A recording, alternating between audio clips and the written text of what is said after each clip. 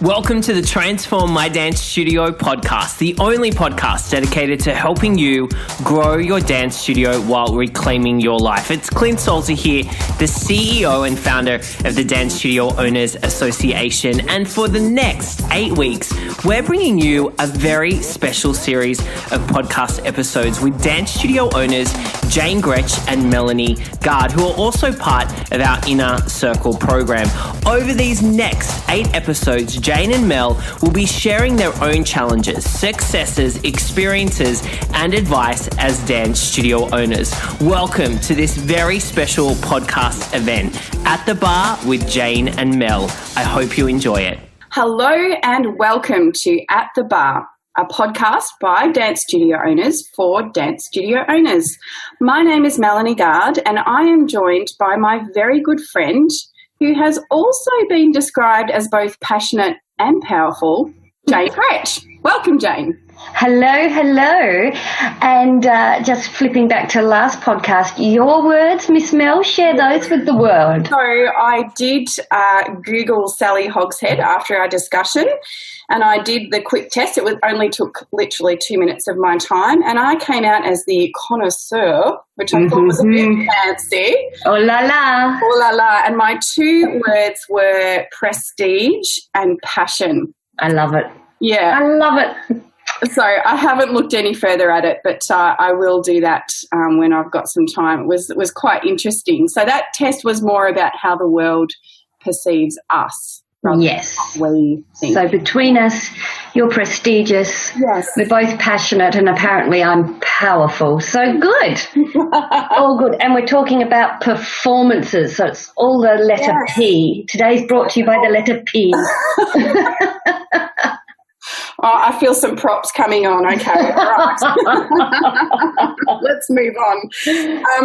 So we did want to talk about performances because you and I are both incredibly passionate about our performance seasons. We both, between us, run lots of performances. Now, I will say I was thinking about this when preparing. In Australia, we refer to our performances as concerts, and I know our friends in the US use the word recital, although I've noticed a few more Aussies saying recital. Yes, I've noticed that too, but all the same thing. Concert, same thing. Performance, recital, insert your favourite word there. Yes, but we'll stick with the letter P for today. That's the theme. So I guess we could start talking about what we actually do in terms of our performances. We've both got fairly reasonable sized schools. So it means just the days of doing one concert and being done with it are long gone. Both you and I have evolved our performances. So Jane, do you want to talk a little bit about what your performances are, how they're structured?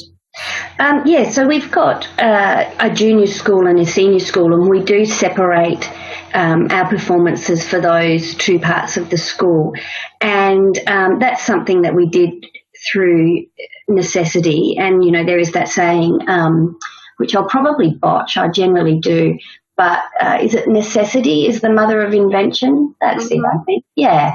And so we challenged, I guess, the norm because we were growing and growing and growing, and we couldn't really make it work with traditional methods. And I'm a big fan of that. I love innovation and I love changing the way things have always been done.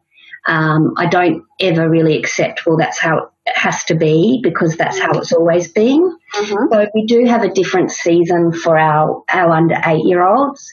And that's at the end of the year, and because that's the end of the Australian year.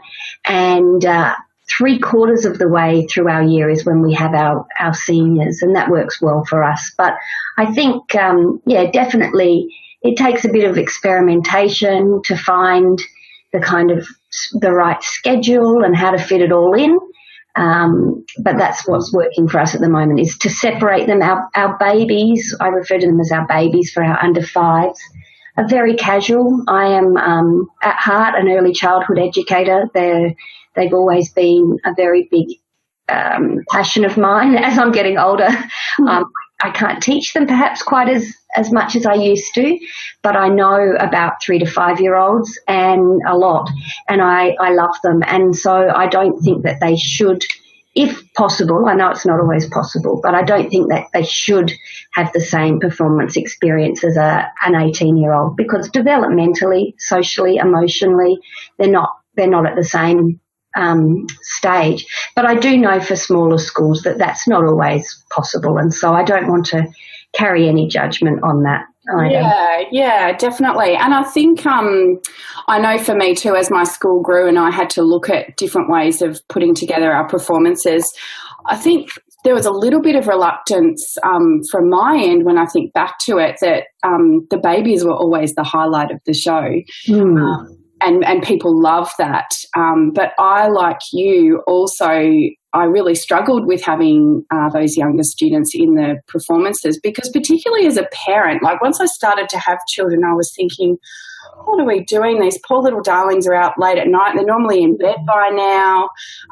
This is not really productive. And that's where I got to with it as well, that I wanted to create an experience for them that really worked for where they were at developmentally, rather than everybody sitting in the audience going, aren't they gorgeous? You know, that was sort of my process. Can I just pick up on that, because I just want to really hone in on what you've just said, is, about we sometimes are funny beings in that, we might have 3 to 5 year olds out for whatever reason late at night for a performance or a party or whatever.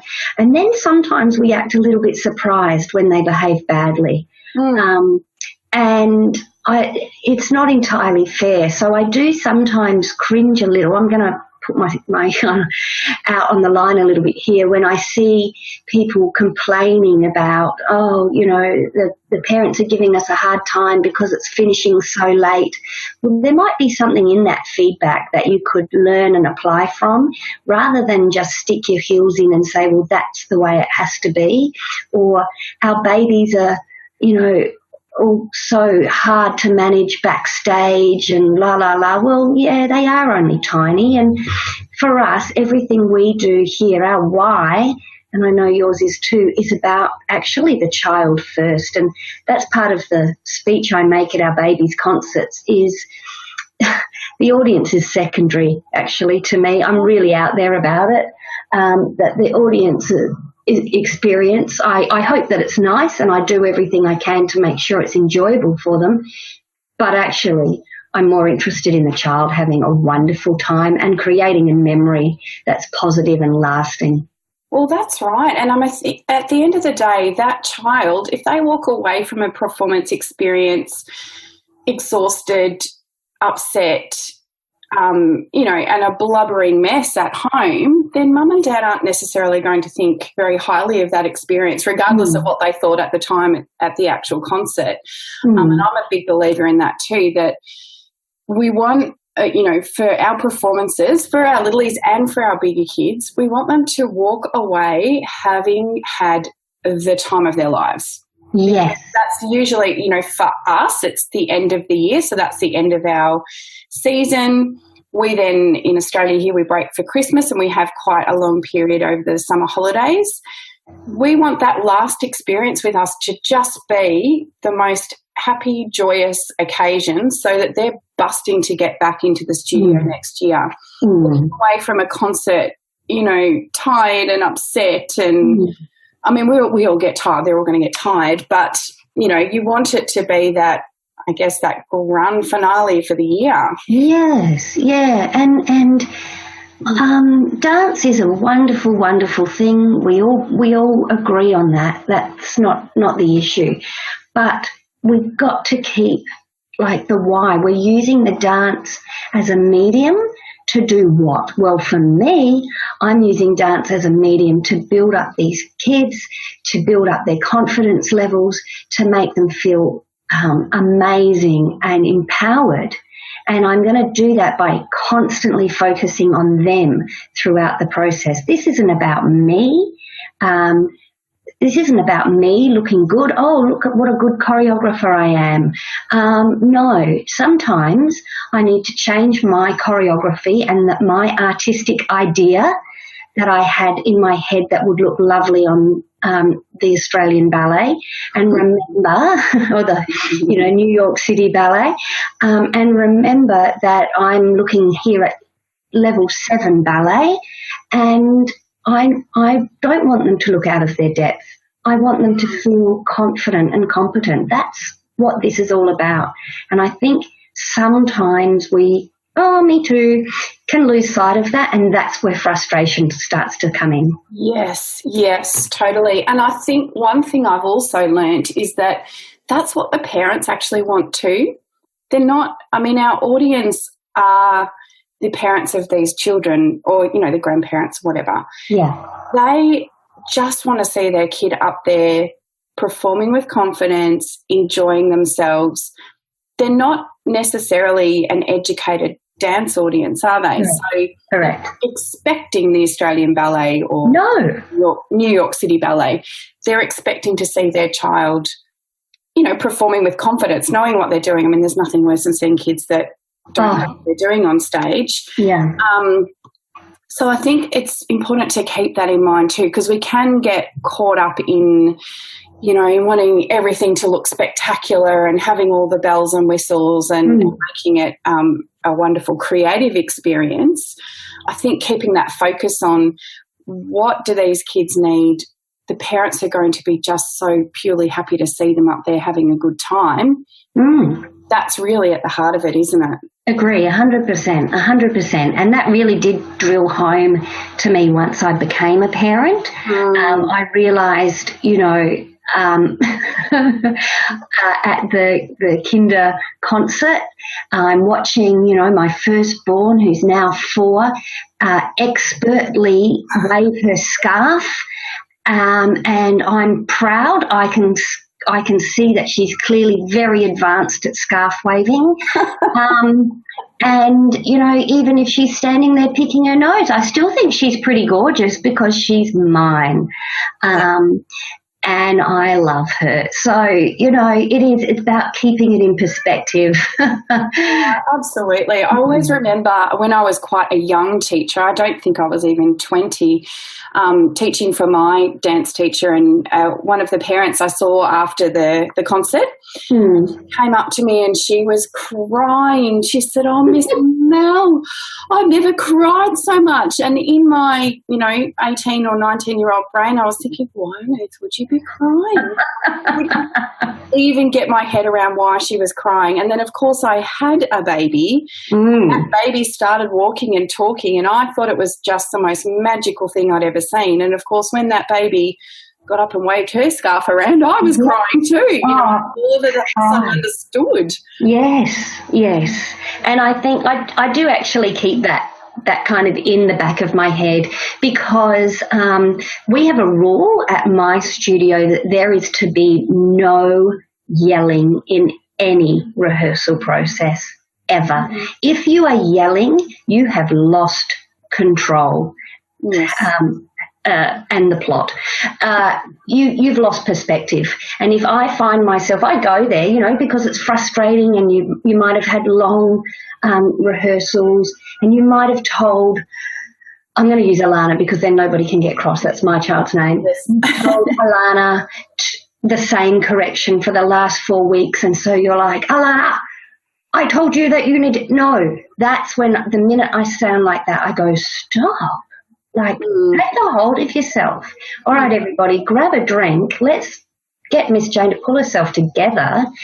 There is no place in my mind, no place for that kind of negativity in the dance studio. That's just one of our rules. And the other rule is this is one that got taught to me by my dance teacher. I remember working for her and her being very strict about this, is that final week before performance, it has to be 100% positive. It's too late. You've been telling them to turn out their leg for 10 weeks. All right, it's too late. It's not going to happen.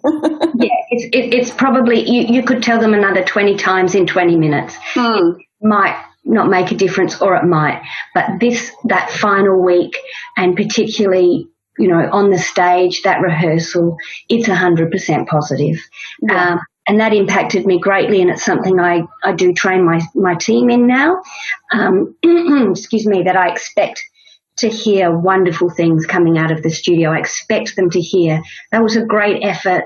It's not lowering your standards by any stretch of the imagination. It's things like, keep working hard. I can see you working hard. We're almost there. You are beginning to shine. Lots of things, you can still get them to work hard. It doesn't have to be through negativity and yelling. Absolutely. 100% agree, Jane. So just on that, we know that performance time can be stressful, as reflected inside the studio, and we have a responsibility to manage that as teachers. Outside of the studio, we're managing extra rehearsals, extra payments for costumes, parents needing to know different days, different times, venues. All of those things are a big part of what we do leading up to performances, and I know that I have experienced over the years that can be really stressful for parents. Yeah. As a parent of 3, I understand. Yeah. So we can sometimes get caught up with parents, and they may, go at us in terms of, I didn't know this, and we've all had those conversations. I thought it was worth sort of talking about how we kind of can manage avoiding that, obviously, to get to that point, but to what to do in those circumstances, because it can be really stressful. We're juggling so many things as studio owners leading up to performances. So I just thought it'd be interesting to talk. Yeah, I'm glad you mentioned that. It's one of, I've got my little top 3 here, my top 3 for at the bar. I was kind of thinking of them as like my top 3 drinks, but one of them is about managing parents. So I'll go there now. And I think we do need to respect that parents are busy, and I, again, have been guilty of this. I never want to appear holier than thou. I'm very aware of my foibles, but I do think sometimes we take a little bit of a martyr approach at recital time, a little bit woe is me, I'm so overwhelmed, I'm so busy, I've got so much to do. And we forget that parents are humans too, who have jobs. They're doing the best they can. I've got notes about things from my children's school that have fallen through the cracks, fallen through my system at home, and I might have missed things. And the last thing I need is to be chastised about that. Yes. Yeah, when a parent is asking a question that you have, and I do see this a bit in the groups that I'm part of, how do you get parents to read? I've given them a 10-page note, and they still ask me questions. Well, you know what? This is what I keep in my head. Are they asking me that question just to annoy me? No, they're not. They're not thinking, I tell you what we'll do, like over dinner, they're sitting there together and they're like, what we'll do is we'll annoy Miss Jane this week. Let's ring her and ask all of the questions that are answered in this timetable-y thing. That'll be fun. No, they're too busy. What they want, and my mum taught me this, what they want is to make sure they're doing the best they can for their child. Yeah. And, I know it's annoying, but we're in a service industry. They're our customers. And you yourself, or you tell your team that when you get what may appear as a bit of a dumb question, that parent is just trying to make sure they're doing the right thing. And you smile and you answer it and you move on. And I think we have when we say this in our emails regularly from my studio, that no question is a silly question. And we try and make an effort to make parents feel like they can ask those questions, because as dancers we have a certain language and understanding of you know, whether it's a description of a class or levels, and for I mean, it would be like me trying to go and understand netball. I have no idea. What is that? I don't know. I don't have the context. I haven't grown up doing it. So I don't think we can just sort of balk at those questions, because we have to help them learn the language of what we're talking about. One of the things that we've done in my studio is try to communicate in different ways. So obviously email's the primary form, and we do say that to our parents, but we also will, leading up to concert time, we'll have big posters up in reception with the rehearsal schedule. So when a parent comes to us, we can walk to the poster and visually say, this is your child's class, because sometimes they don't even know the name of the class. Correct. Go, okay, this is the class, so follow this, highlight it, get the highlighter out, help them highlight it. And as you say, they're not asking to annoy you, they're asking so that they know what to do and get the child there. And, you know, I think we just got to keep that in perspective and plan for it, plan for the time, know that your team are going to have to spend some extra time with parents, especially the newbies. Yeah, plan for it, that's perfect. You know it's coming, right? Don't pretend it's not coming. Yeah. We do. We have to be on the front foot. And just as you were talking then about like different communication methods, I was thinking about how as humans we respond to marketing, and we have to keep seeing things over and over again before we take action. And I can't think that this is really that much different. That's right. It's like 7 times, isn't it? We have to see it 7 times. Yeah, we're a bit slow. We're a bit slow. So therefore, you know, for some people, a post in the Facebook group might be ideal. For me, I love that when I've got from school. There's this system at school that I can log on to. I don't. I can never remember my password. I'm not often on my like when I'm on my computer, I'm really working. I'm not thinking about the children's school. I love jumping into the school Facebook group and seeing it, but that's not for everyone. So spread it out in 100 million different ways. Apps and Facebook and email and hard copies in your waiting room and posters and everything. And just expect that it, like, don't think that that's a bad thing. Just think, do it. Just do it. Yeah, plan for it and do it, and your life will be so much easier, and parents will appreciate it. And again, we want to keep our customers, don't we? We want to come back. Ideally, we do. Yes. Sometimes, but yes. And just something that popped into my head there, you know, if you're really starting to feel overwhelmed, and I was this morning, and I had a bit of and it's not recital season here, but just general things. And then I was like, Jane, don't be such a hero. There are people that can help you. All you need to do is ask sometimes. Yes. And they might not do it exactly like I do it, but there is a rule about asking for help. And if someone can do it 80% as well as you, then that's a pretty good investment.